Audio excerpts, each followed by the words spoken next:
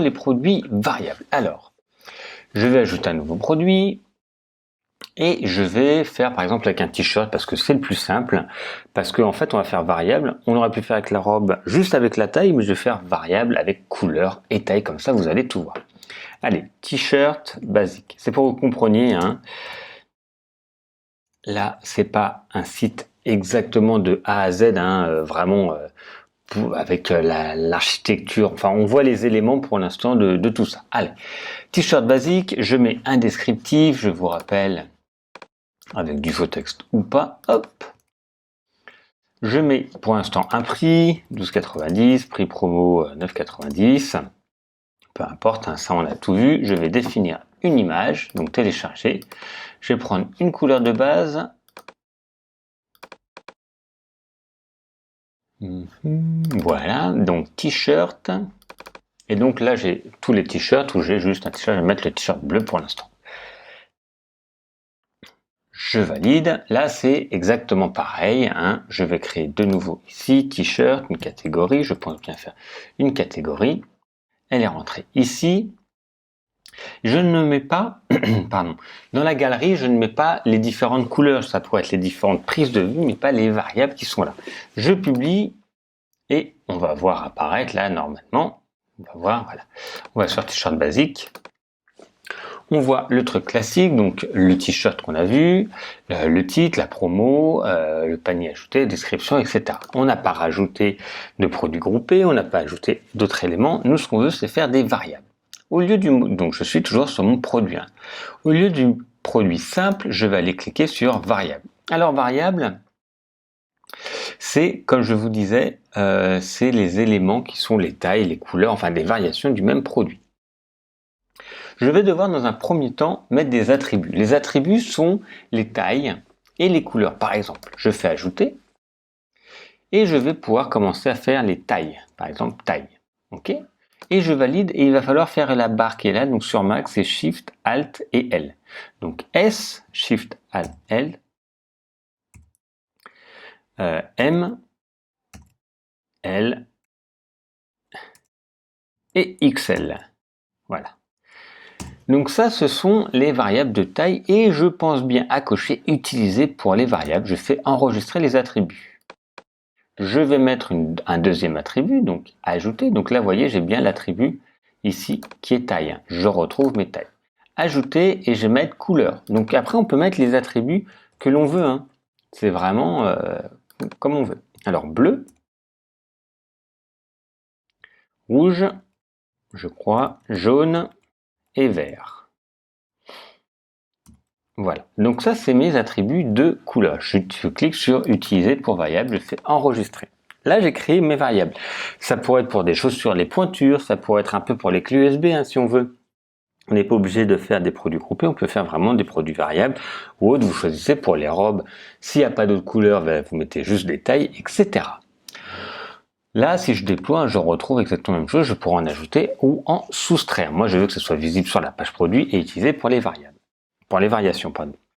Maintenant, on va aller justement sur ces variations. Je clique sur les variations et je vais pouvoir ajouter les variations, créer les attributs pour toutes les variations. Alors les variations, ça va être de créer, je vous rappelle, qu'est-ce qu'on a créé?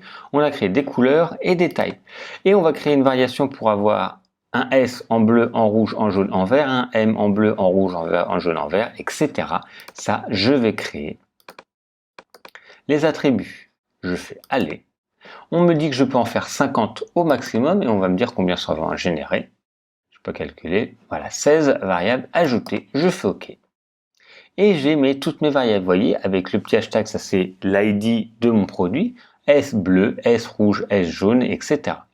Là, si je valide, vous allez voir, il va y avoir un petit bug. Enfin, on va le corriger, mais vous allez comprendre pourquoi je mets à jour. Donc là, vous dites, bah tiens, j'ai fait mes variables, j'ai fait... là, je suis dans variation. J'ai fait toutes mes variations, j'ai fait tout ça, ça devrait apparaître juste là. Si je l'active, bah, rien n'a changé, surtout il y a marqué ce produit actuel est en rupture et indisponible. Pourquoi? Parce qu'en fait, il va falloir maintenant revenir. Donc, ça, c'est un peu long au début, hein, sur le e-commerce. Je vais devoir revenir ici sur chaque produit et je vais pouvoir déployer. Et je retrouve un peu comme pour un produit simple, Donc ça, c'est toujours un code pour nous. On va pouvoir l'activer, rendre virtuel, gérer le stock ou pas, et mettre le prix. Si on n'a pas de prix, ben, ça ne marche pas. Allez, 12,90.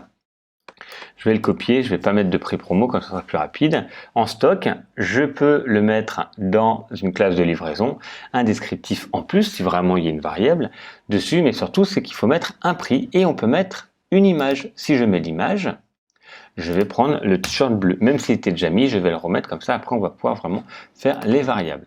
Je fais définir, je fais mettre à jour. Donc là, j'ai fait S bleu. Pour l'instant, si j'actualise, tant que ce soit fini ici, je valide, il va avoir apparaître ici, choix de la taille, bah, j'ai que le S parce que je n'ai paramétré que le S. Et au niveau du bleu, je n'ai que le bleu. Et je vais pouvoir l'ajouter. On va aller faire maintenant tous les autres, toutes les variations, on va devoir les faire.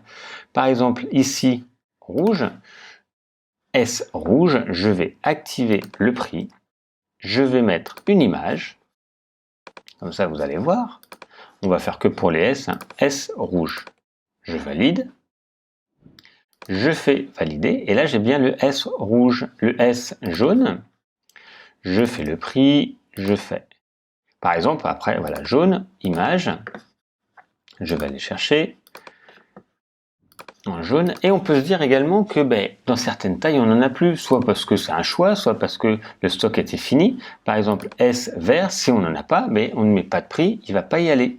M, allez, M bleu, hop, je vais le remettre en M bleu, je vais faire ici le même prix, et ça permet par exemple également, si par exemple par rapport à des tailles, des capacités ou autres, ça va changer, donc c'est possible. Mettre à jour.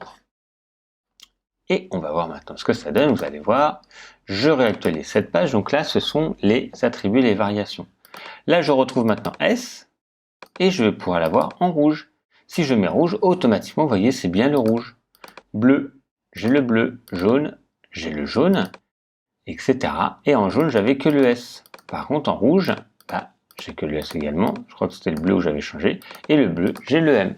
Donc vous voyez, ça va permettre de faire des combinaisons comme ça, gérer votre stock par rapport à ce que vous avez. Donc là, moi, je l'ai mis avec des couleurs et des tailles. Si on reprend l'exemple de la clé USB, ça pourrait être également une variable. Tout à l'heure, on avait fait avec le produit groupé, ça pourrait être une variable avec les tailles. Ça peut être pour un iPhone, pour la capacité, enfin d'un téléphone, pardon, la capacité du téléphone. Si c'est n'importe quel produit, vous pouvez vraiment choisir et faire des variables. Vous connaissez, si c'est le même produit avec des variations, c'est à ce moment-là où on le met, on crée les attributs qu'on retrouve ici et les variations qu'on va pouvoir générer. Et pensez bien ensuite à revenir dessus. Ok, si vraiment il y a une que vous n'aurez pas du tout, sur une taille ou autre, vous pouvez complètement la supprimer.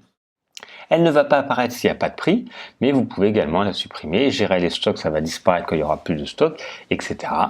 Et vous pouvez toujours mettre un description particulier pour chaque produit, parce qu'en fait, quand on sera dessus, la description changera à ce moment-là. Voilà pour les produits variables qui sont très importants à générer si vous avez différentes options du même produit.